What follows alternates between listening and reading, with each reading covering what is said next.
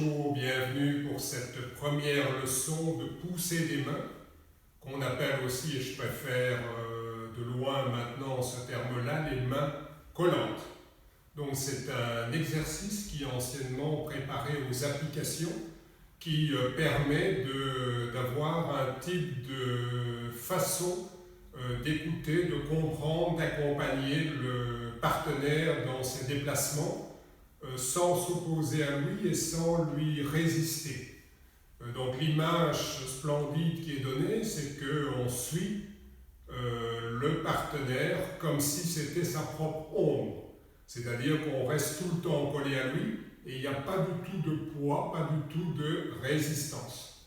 Donc ça c'est une belle image parce que quand j'ai commencé et encore aujourd'hui, je vois combien sont dans... C'est un travail de force, de tonus en disant c'est l'énergie et je m'y retrouve de moins en moins. Quand je venais du sport de compétition en athlétisme, j'étais plus jeune, ça pouvait encore m'amuser. Ici, travaillant avec des plus âgés qui essaient de percevoir la subtilité du Tai Chi, j'emprunte d'autres voies. Premier étonnement, donc un travail de pousser des mains de main collantes qui se fait avec partenaire. Et vous me voyez ici tout seul et je vais rester tout seul pendant la leçon. Nous sommes ici en avril 2020, période de confinement. Mais juste avant, dans mes masterclass de pousser des mains, je faisais travailler une grande partie du temps les élèves seuls. Et en fait, c'est comme ça que j'ai pratiqué en Chine dans les années 1990 avec le professeur Men Wifeng. Mon partenaire d'entraînement a été pendant de nombreuses semaines Juan Kangui, qui avait été de multiples fois champion de Chine. Et donc, je vais ici vous donner quelques clés de l'entraînement. Si on voulait faire un peu mystérieux, je dirais, je vous révèle les secrets de la poussée des mains. Et donc, ce type de travail donne un toucher extrêmement léger. La façon dont je l'ai vécu, il faut être dans un contexte bien particulier. Pendant des semaines, on pratique des heures et des heures. On pratique beaucoup seul, puis en cherchant l'harmonie, et seulement à la fin, on laisse venir. Alors qu'ici, en Europe, on a tendance tout de suite à essayer de tirer, de pousser l'autre, plutôt que de se détendre et de se mettre en harmonie avec lui. Alors, on va commencer par des exercices. Voilà, les 3 cercles. Vous remarquez que mon pied arrière n'est pas ouvert à 45 degrés. Je n'ai pas une posture trop lâche, sinon quand je vais vouloir tourner par là, mon genou, ça n'ira pas du tout. Donc posture assez étroite, le pied arrière plutôt à 15 ou 20 degrés. Et donc je vais repousser. Repousser à une main. Je suis tiré, j'évite ceci. Je fléchis mon coude comme si je pressais. J'accueille, j'absorbe, et puis je vais moi-même tirer. Je repousse, je suis tiré. Mon genou et mon regard restent de face. Je suis tiré dans la diagonale. Je vais d'abord absorber avec mon avant-bras. Ça ne sert à rien d'essayer d'amener l'autre tout de suite là s'il pousse droit. Donc quand il vient ici, je pourrais c'est plus facile, le dévier dans cette diagonale-là. Puis quand il est loin, qu'il y a un levier défavorable, ici je vais maintenant moi-même, s'il revient vers mon centre, tourner en changeant ma main pour l'amener dans l'autre diagonale. 1, 2, 3 et 4.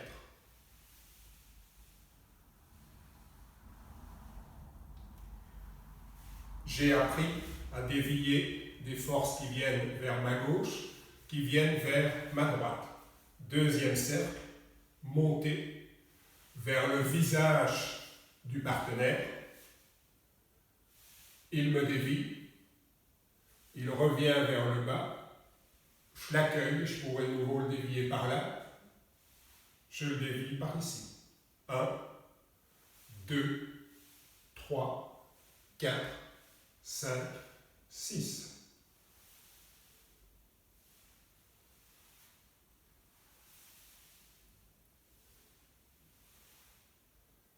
Je suis poussé, attaqué vers le visage, je dévie. Vers le ventre, je dévie ici, je dévie par là. J'ai appris à dévier des forces qui viennent à gauche, à droite, en haut, en bas. Il me reste à apprendre à dévier des forces qui viennent vers le plexus. Une force vient dans mon plexus, je la couvre et je dévie. Je repars pour pousser le plexus de l'autre qui me dévie. Et ici, je décris ici des mouvements en 8. J'évite ceci, j'évite cela. Mes deux épaules restent à la même hauteur, je ferme, j'ouvre ici en dessous.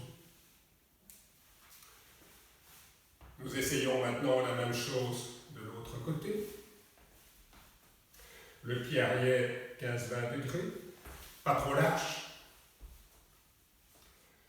C'est mon mouvement repoussé. Je suis tiré, c'est mon mouvement pressé à une main. J'accueille, paré, mouvement paré. Je viens ici tirer. Je tire du côté facile, je tire du côté à contre-pied, repousser. Je suis tiré, j'accueille, je tire. Je tire en tournant la main. 1, 2, 3, 4. 1, 2, 3, 4. Vers le visage, je suis dévié. Vers mon ventre, je dévie par ici ou de l'autre côté.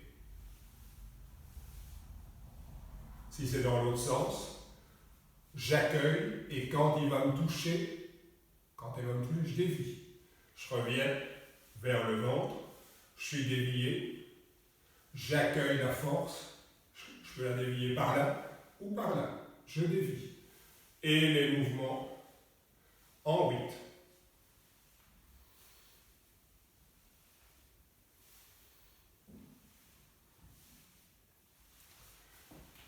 Je vous montre de profil. 1, 2, 3, 4. Les cercles horizontaux, les cercles verticaux.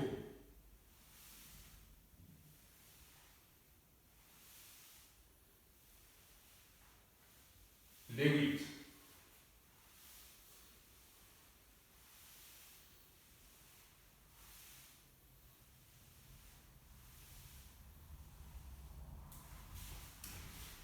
Et donc dans notre pratique de pousser des mains, pratique quotidienne dans les années 90 en Chine, nous commencions par la posture de l'arbre, 10 minutes, 15 minutes, dizaines de minutes, ouvrir, fermer, monter, descendre.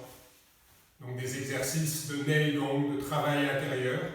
Puis après, nous enchaînions par chaque mouvement, je vous montre ici, une dizaine de minutes chacun, ça faisait plusieurs heures, avant qu'on commence à tourner avec un partenaire, avec un toucher extrêmement léger.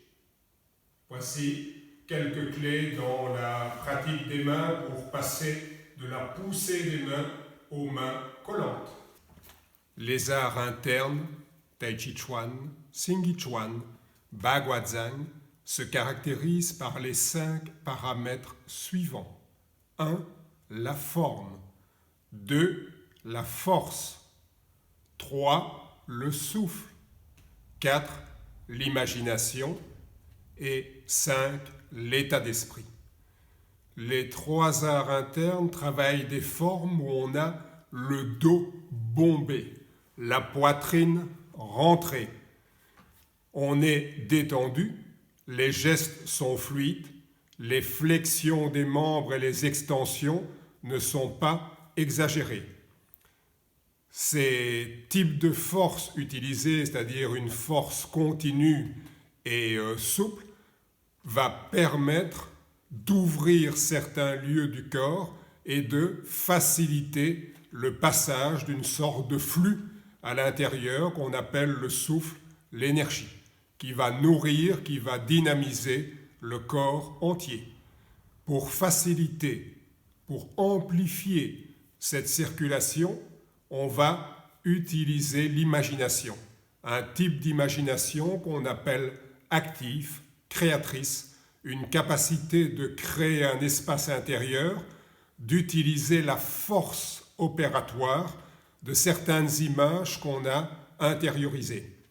Et petit à petit, à force d'habiter cet espace intérieur qui est relié et qui devient de plus en plus en harmonie avec l'espace extérieur, on développe une certaine capacité d'être, un certain état d'esprit, comme si on se sentait un peu amplifié, en meilleure relation avec son environnement.